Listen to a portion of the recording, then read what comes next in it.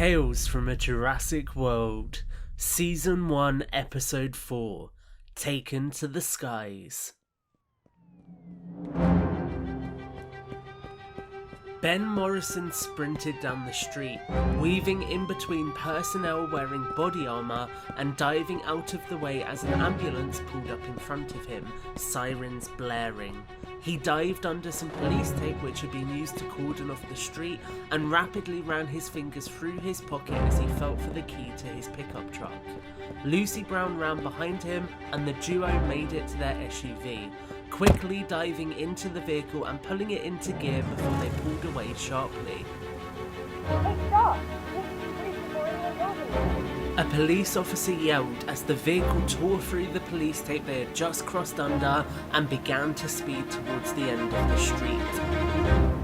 Sitting in the passenger seat, Brown was red-eyed and pale-faced.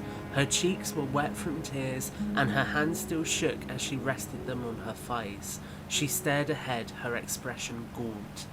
This is all my fault. Don't place that on their shoulders. You couldn't have stopped them. I'm not cut out for this. Morrison slammed on the brakes, pulling the vehicle to a halt in the middle of a side street as he turned to look at her. He reached over and put his hand on her shoulder. You never know what's going to happen on a job, Lucy. Trust me. I've been where you are right now. When I was younger, myself and a partner got called out to a sighting of a bear with rabies. The animal was feral. I made it out. I have the scars to show for it, but I made it home.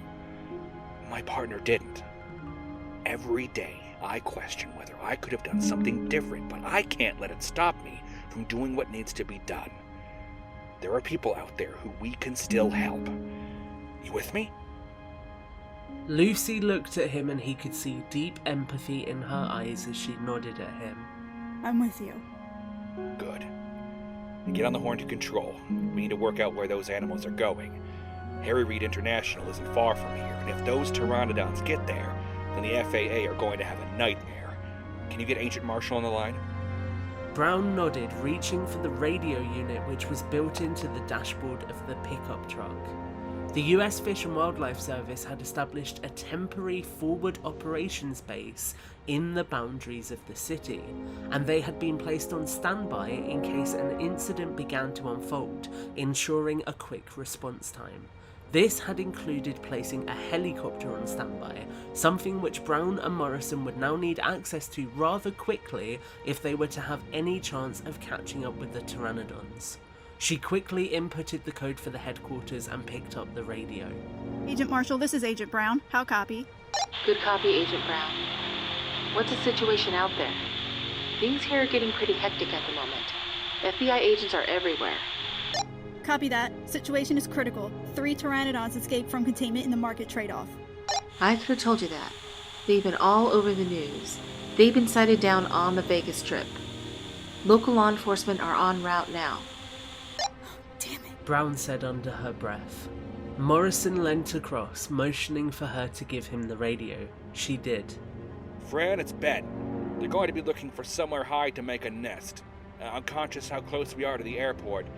We need to notify the FAA and get a helicopter in the air. Can you get us one?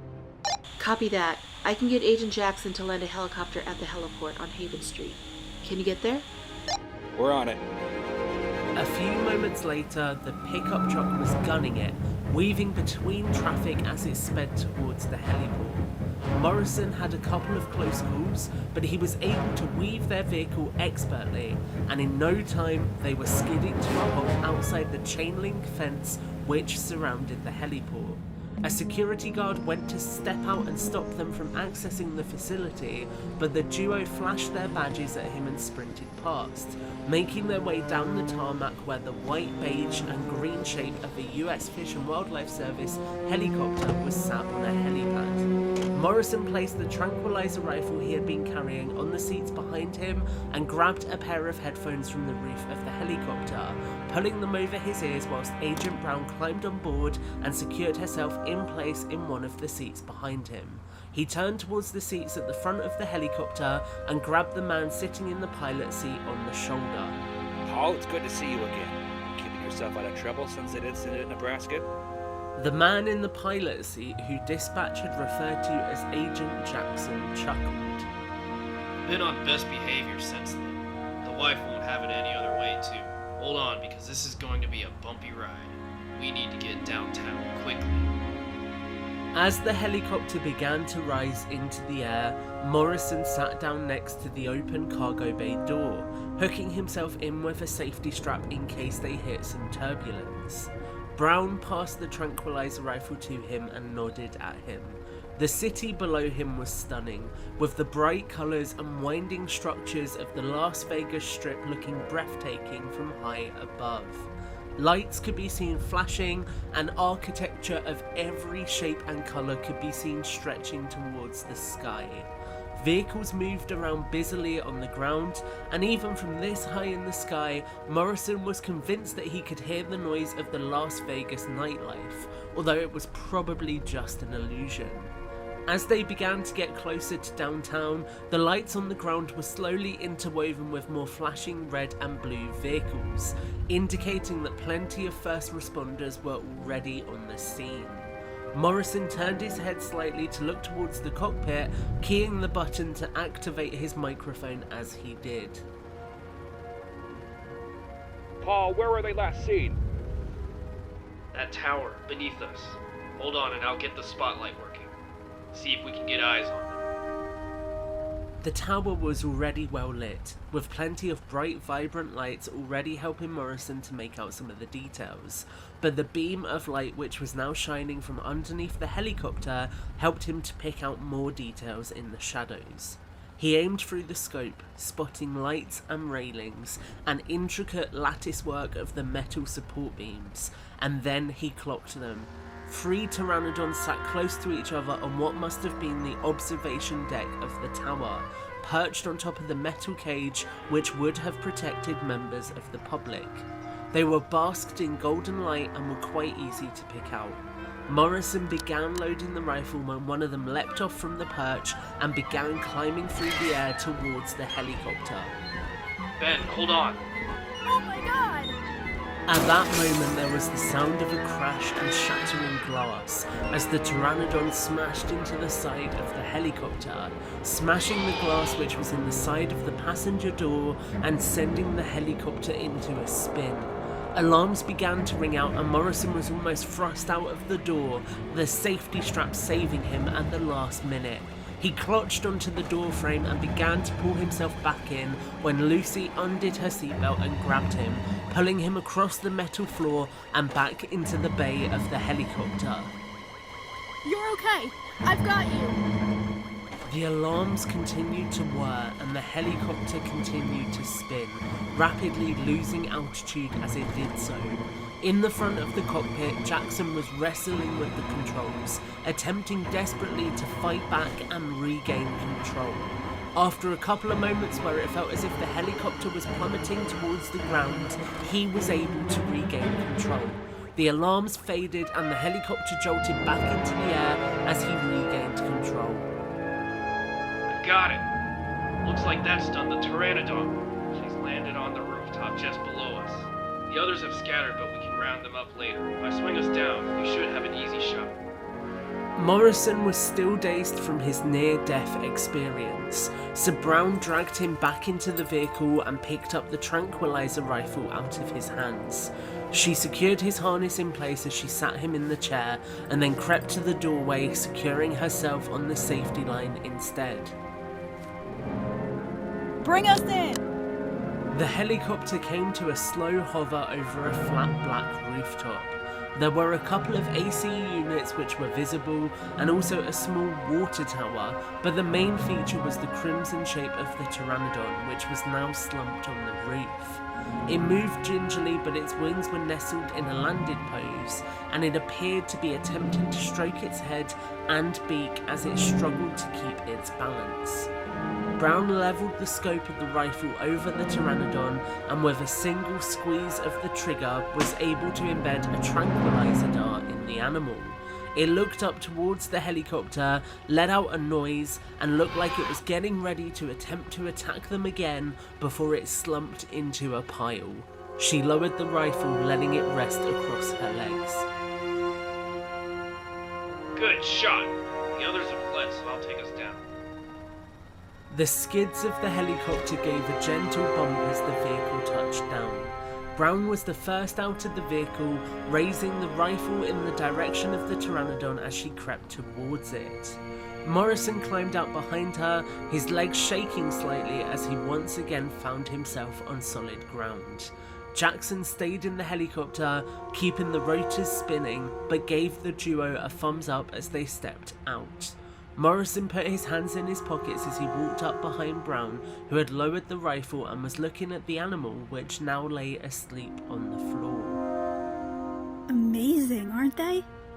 It's incredible to think something like this existed on this planet once. Well, thanks to science they exist again, but still not convinced it's a good thing. Although it looks like we're going to have to get used to them. Look. Morrison motioned towards a small passageway between the two AC units which Brown had spotted from the air. It wasn't obvious whilst they were hovering over it, but the pteranodons had begun to build a nest on this rooftop, pulling together different pieces of terrain. They could see some fake palm fronds from one of the Vegas attractions, and other bits of vegetation which they had begun to pull together. It was clear that these animals weren't just incursions within this world, but rather they were a new part of the ecosystem which people were going to have to get used to. There was something awe-inspiring about seeing an animal from an era past nesting for the first time in millions of years. But at the same time, it filled Morrison with a deep sense of dread. This problem was only going to get worse with time. Takes some time to take in the sights. I need to call HQ.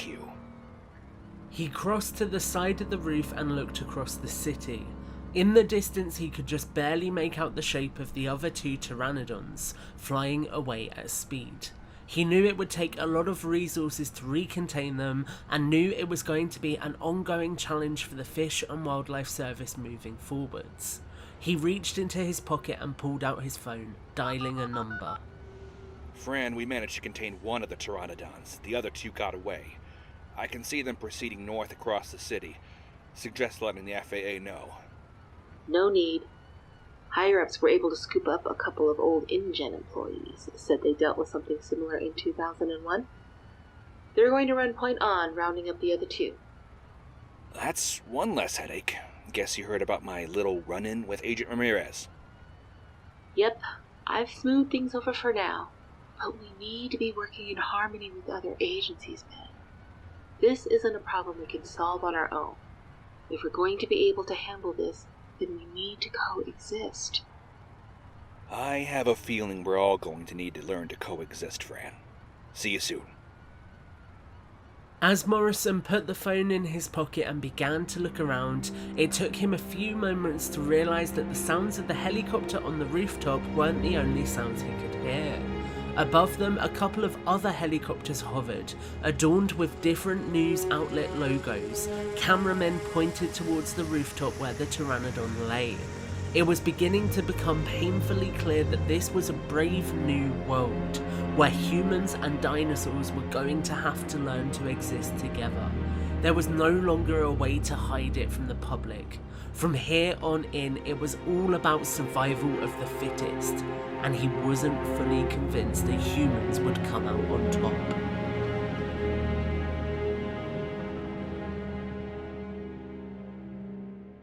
You have been listening to Tales from a Jurassic World.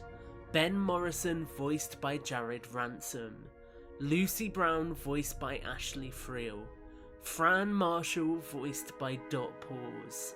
Police Officer voiced by Lord Christine. Agent Paul Jackson voiced by Marcel Patterson. Score composed and created by Brooks Leiby. Sound effects from Epidemic Sound. Written, created and produced by Tom Jurassic. Tales from a Jurassic World follows the US Fish and Wildlife Service as they adapt to dinosaurs in the wild.